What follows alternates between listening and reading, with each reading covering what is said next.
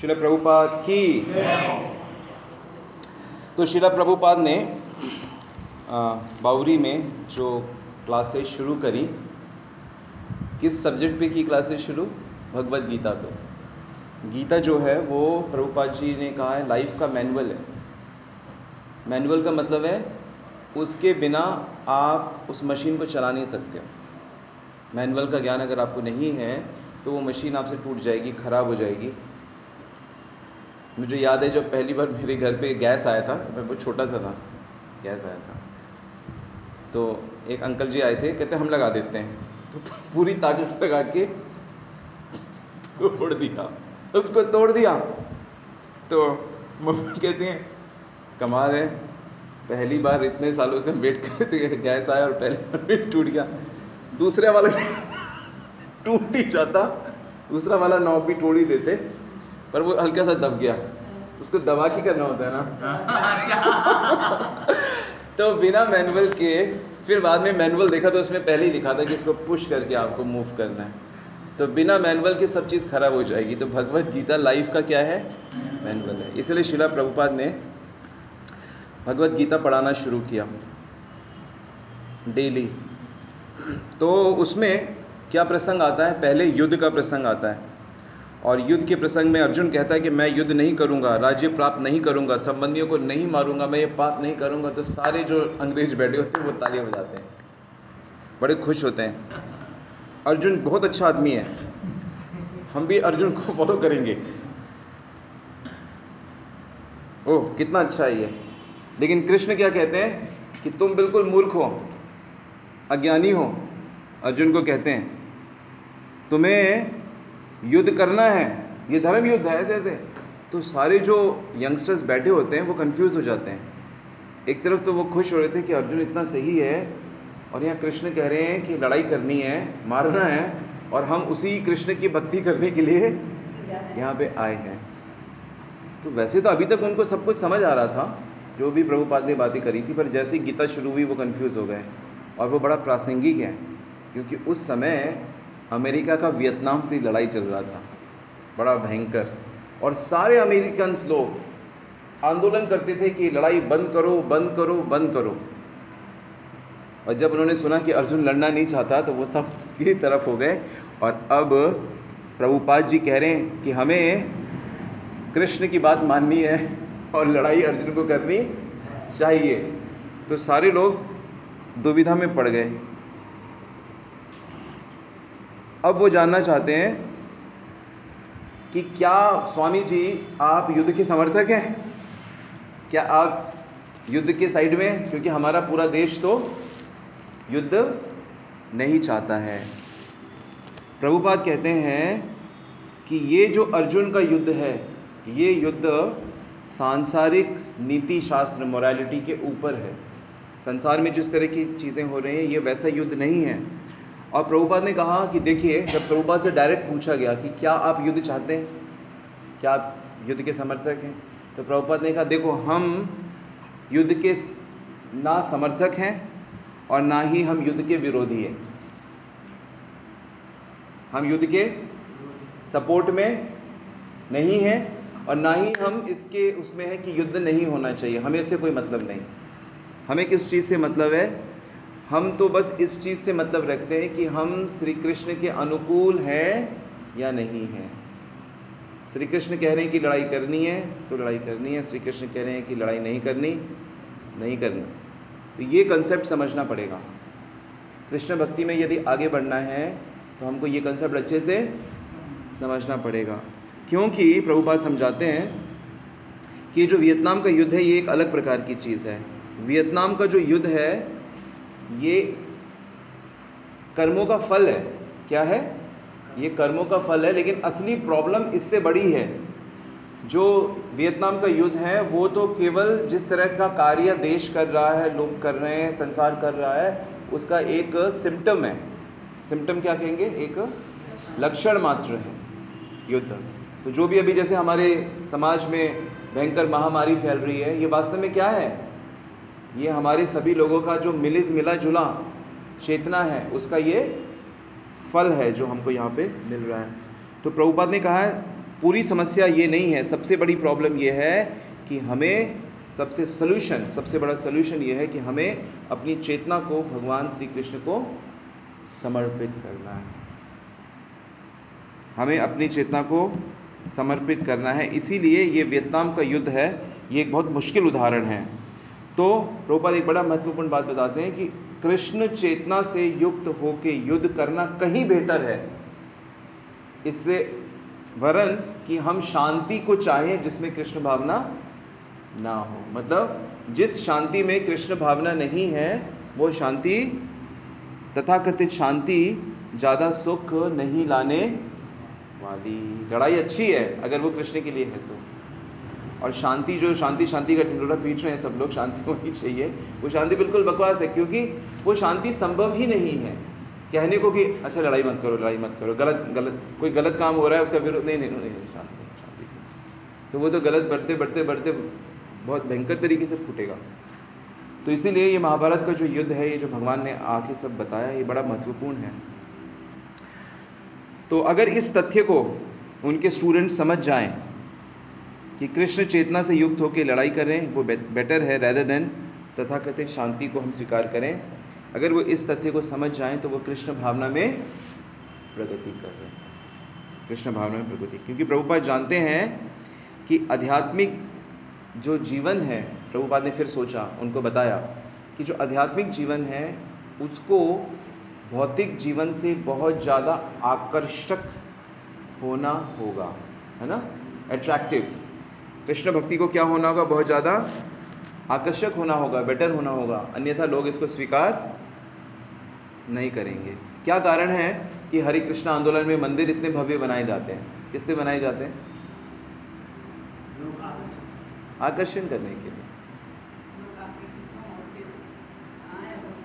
इतनी भव्य सेवा, 56 प्रकार के भोग, उत्सव, हर चीज का जो एकमात्र लक्ष्य वो है कि हम लोग श्री कृष्ण के प्रति आकर्षित हो जाएं, क्योंकि आकर्षण ही पहली योग्यता है, फर्स्ट क्वालिफिकेशन कृष्ण के प्रति आकर्षित होना। जैसे ये ध्रुव प्रभु बैठे यहाँ, ध्रुव प्रभु कीर्तन कर रहे हैं, बड़ा मधुर कीर्तन कर रहे हैं, ओ एक छोटा सा बच्चा इतना मधुर कीर्तन कर रहा है, तो बहुत से लोग आके उससे क्या होते हैं, आकर्षित हो जाते हैं। तो जब वो आकर्षित हो जाते हैं तो वो कृष्ण को स्वीकार करने के लायक हो जाते हैं।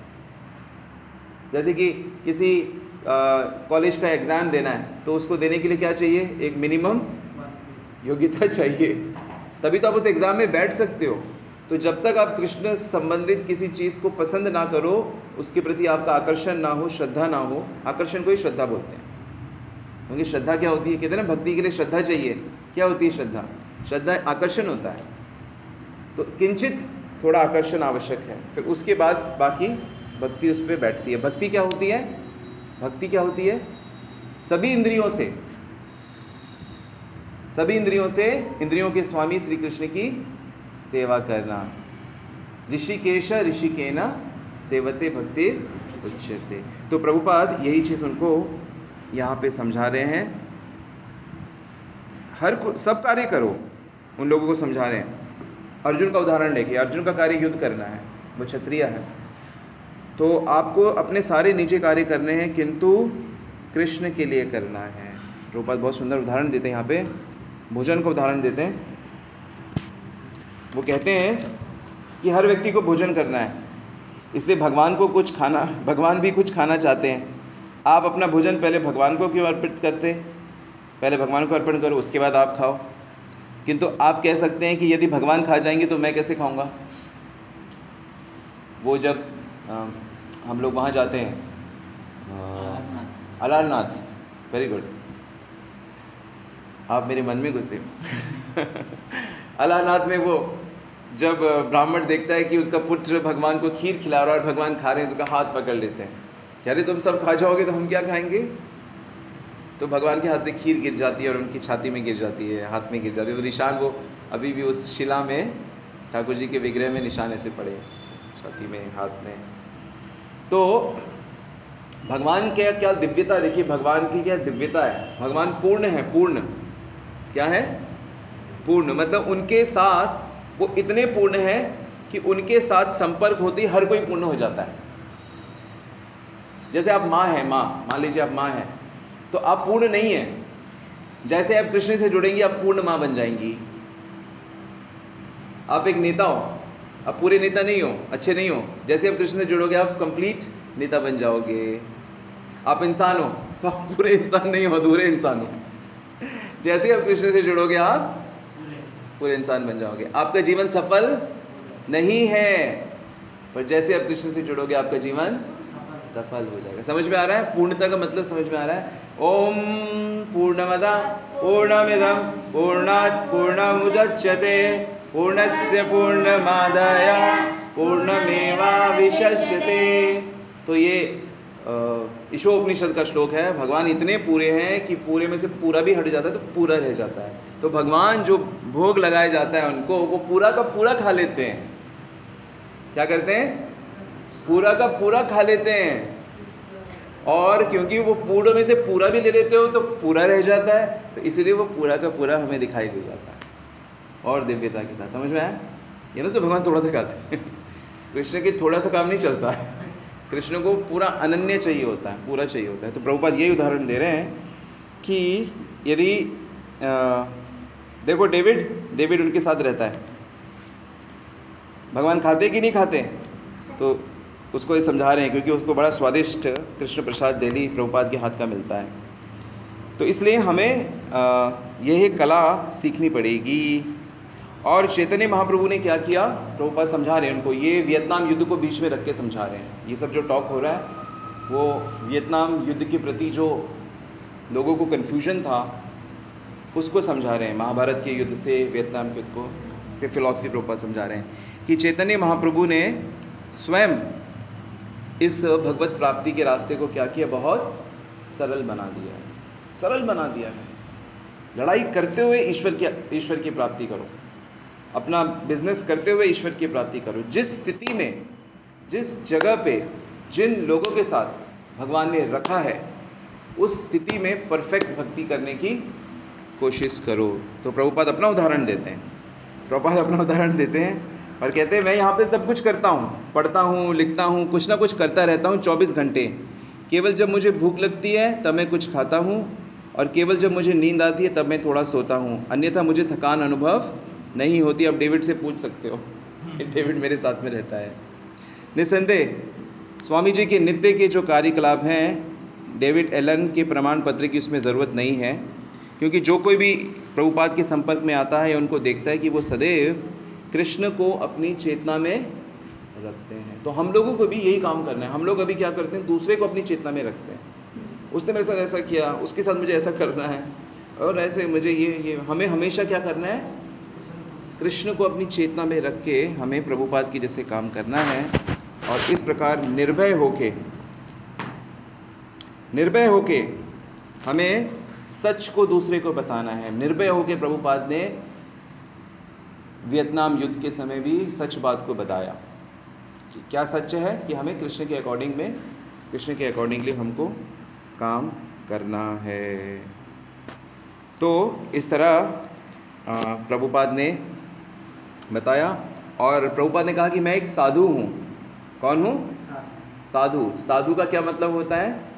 साधु का एक अर्थ यहाँ पे बताया गया है कि जो काटता है। क्या करता है? ऐसे काटता नहीं है, ऐसे काटता है। मतलब क्या इसका, कि वो माया को और अज्ञान को काटना साधु का पहला काम है। साधु का काम ये नहीं कि मीठी मीठी बातें करें ताकि लोग आकर्षित हो जाएं और उनको पसंद करें, और नहीं, साधु का काम है सच बोलना।